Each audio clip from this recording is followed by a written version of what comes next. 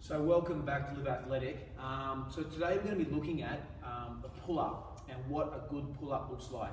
I did a post yesterday on Instagram looking at what a traditional pull-up looked like, and there's some movement faults with that type of pull-up. So what I posted was that traditional pull-up where people adopt this position and they do this pull-up with a big arch back. And the problem with that pull-up is that it's not a progressive position. You can't go anywhere with that position.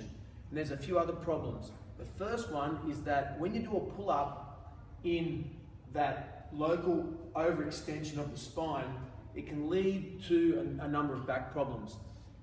It's not the type of thing that you're probably going to feel straight away, but over a period of time, if you keep doing activities, pull-ups, or like a lat pull down at the gym in that overextension position, it can lead to a number of serious back conditions. So it's something that you want to try to eliminate as much as possible.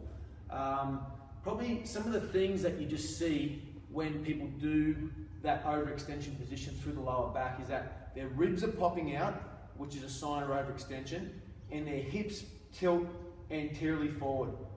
And what we want to do, and we'll have a look at this in a second, when we do a strict pull-up, is you want to tuck our hips under, so it's posterior pelvic tilt, and draw our ribs down so that middle is locked in nice and tight.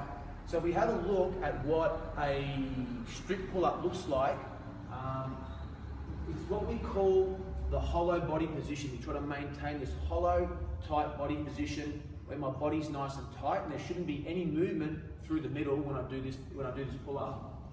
So if you can see from over there, I'm going to go into a strict pull-up. Get the nice tight position, butt tucked under, head forward.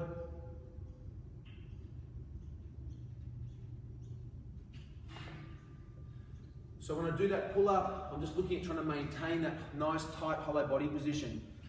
But guys, what will likely happen when you jump up and you try to do that pull up, we call it getting broken open. You'll probably break open through the middle. So classically what you see, people might be able to do that position at the start from the bottom, and as they pull, they can't help but make this little flinch through the middle where their ribs pop out, and that tilt just happens naturally, even if you're trying to work against it. One of the things you've got to look at doing is building up your hollow body strength. So we might come over to the mat and just check this out. To build that strength and isolate these muscles, there's something called like a hollow body hold, which is just like an ab strengthening activity where I'll jump down on the mat. And really, to be able to do a strict pull-up, you probably need to be looking at being able to hold this hollow body position with my hips tucked under for about 60 seconds. So that in itself is a hard exercise. So like that's something you might have to build up to, starting at lots of 10 seconds, building to 20 seconds, 30 seconds over a period of time. But yeah, that strict pull-up is an important one. It's something that you haven't been doing. I had a guy contact me on Facebook saying the other day that he's been doing that broken pull-up his whole life. Well, I think it's time to start training some progressive positions, because with that pull-up, you can lead to harder movements like an L pull-up. And if you never train that tight, strict pull-up position, it's very difficult to lead on to harder movements. Thanks for listening.